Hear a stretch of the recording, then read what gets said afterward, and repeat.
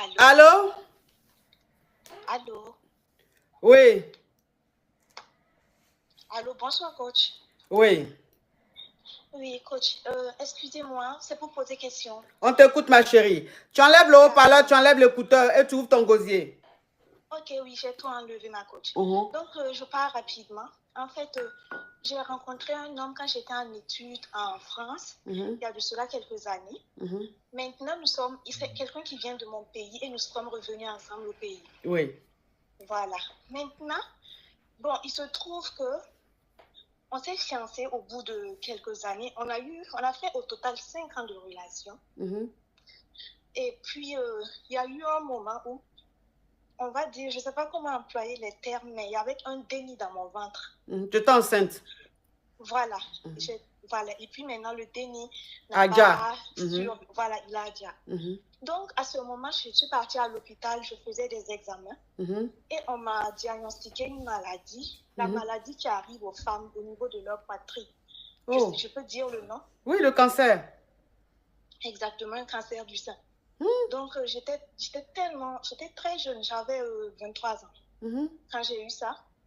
Et puis, à ce moment, le jeune homme en question, avec qui on avait même fait nos fiançailles et on devait se marier au bout de 6 mois. Et il s'est levé, il est venu me dire qu'il va rompre parce que sa mère lui a dit que une femme qui a ça ne peut pas bien enfanter et que c'est la raison pour laquelle j'ai perdu le déni. Voilà, donc il m'a laissé tomber comme ça. J'ai vraiment souffert à cette période parce que je devais combattre la maladie et aussi lutter contre ce goumen-là que je traversais à l'époque. Ouais. Donc, voilà, donc j'ai fait 2 ans dans cette maladie.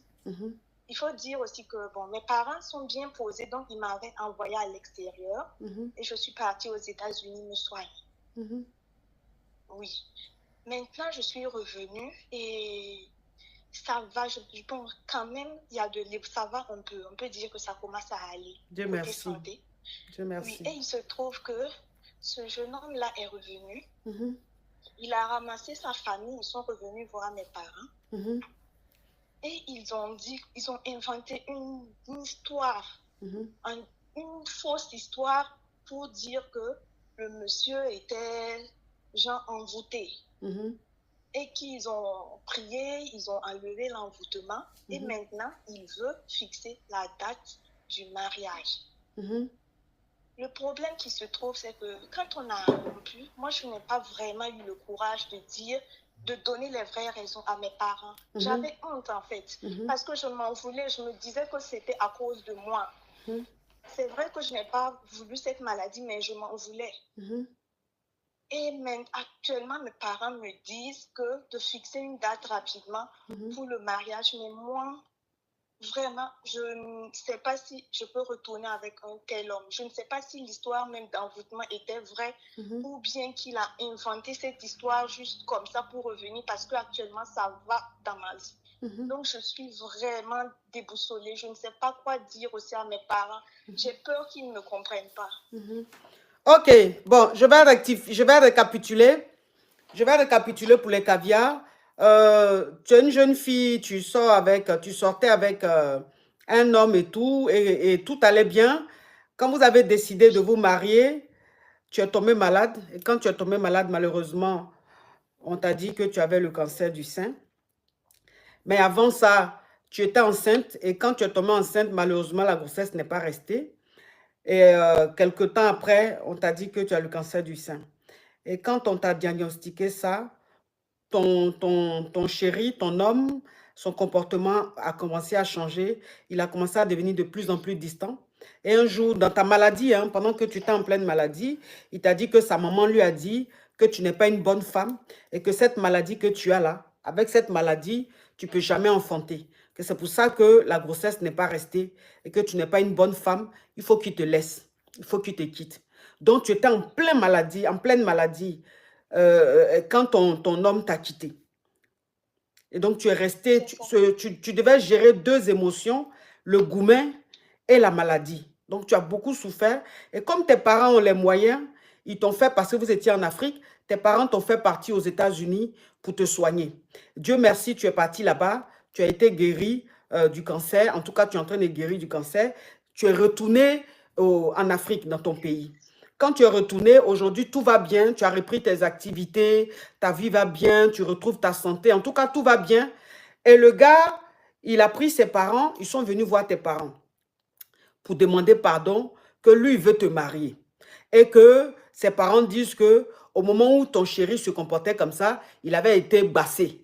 Donc, il ne savait pas ce qu'il faisait. C'est le basse qui a fait qu'il s'est comporté comme ça. Et qu'ils l'ont soigné, le basse là est passé. Le basse est fini dans son corps. C'est là maintenant, ses esprits, il a retrouvé ses esprits.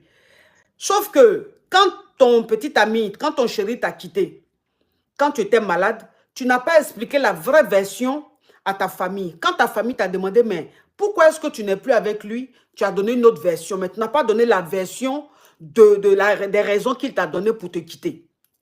Aujourd'hui, ta famille te dit, comme il est revenu demander pardon, il faut lui pardonner pour que vous vous mariez. Mais toi, tu sais que ce n'est pas pour cette raison-là qu'il t'a quitté. Il t'a quitté simplement parce que tu étais malade. Oui, c'est ça. Voilà. Donc, toi, tu n'as pas envie d'accepter ce pardon-là. Mais en même temps, comme tu n'as pas donné la vraie version à tes parents te demandent de lui pardonner. Ma chérie, tu fais trop de bruit. Ok, oui. Excusez ma coach. Oui, c'est bon. Ok. Tes parents te demandent de lui pardonner puisque eux, ils ne connaissent pas la vraie version. Oui, c'est ça. Ok. Donc, c'est quoi ta question, ma chérie? Oui, ma question est que, est-ce que je peux revenir après 2 ans, expliquer à mes parents, ou bien je ne sais vraiment pas, ou bien cet homme n'est vraiment pas digne de confiance parce qu'il peut peut-être le refaire après. Comme je ne suis pas sûre que cette histoire d'envoûtement soit... En fait, moi, je n'y crois pas du tout. Moi, je n'y crois pas. Moi, je suis sûre qu'il m'avait laissé sûrement pour aller se remettre avec quelqu'un d'autre. Voilà. Donc, c'est pour ça que je suis un peu perdue. Ok. Déjà, de 1, tu vas expliquer à tes parents ce qui s'est passé réellement. Tu vas expliquer à tes parents pourquoi est-ce que ce mec-là t'a quitté. Parce que si ta maman ou bien ton papa, si ta maman et ton papa savent que ce gars-là t'a quitté parce que tu étais malade, jamais ils vont te dire de le marier. Tu comprends? Okay. Jamais ils vont te dire, il faut expliquer. Explique à tes parents. Quand tu vas expliquer à tes parents, tu vas voir leur réaction. Ce mec, tu ne vas plus jamais le reprendre. Plus jamais. La team, on monte rapidement. La team TikTok, on monte rapidement 4 millions, mes amours. On monte à 4 millions pour relancer le live. S'il vous plaît, on clique sur le cœur orange pour relancer le live, mes amours. Là, le live est en train d'être relancé. Les signaleurs sont fatigués de signaler. Donc, on tapote. On clique sur le cœur orange, on tapote. On clique sur le cœur orange, on tapote, mes amours. S'il vous plaît. Donc, ce mec, tu ne vas plus jamais le reprendre. D'accord. Il ne t'aimait pas. Il ne t'a jamais aimé. Sa maman qui est venue s'asseoir pour demander pardon est une hypocrite. Oui. Comme tu es issu d'une famille riche, tes parents ont les moyens. Eux, ils pensaient que le cancer que tu as eu là, tu allais déjà.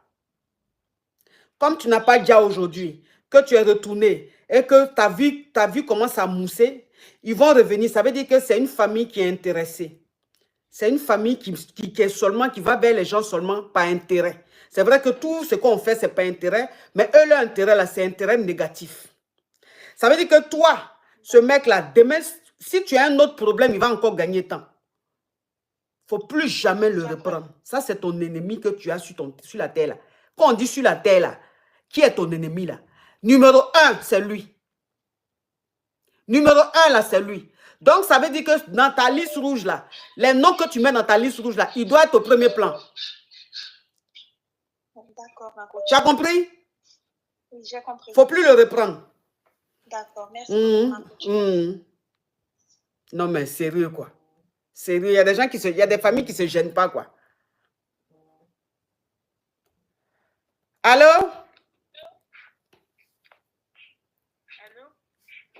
Celle-là, ça fait plusieurs fois, elle a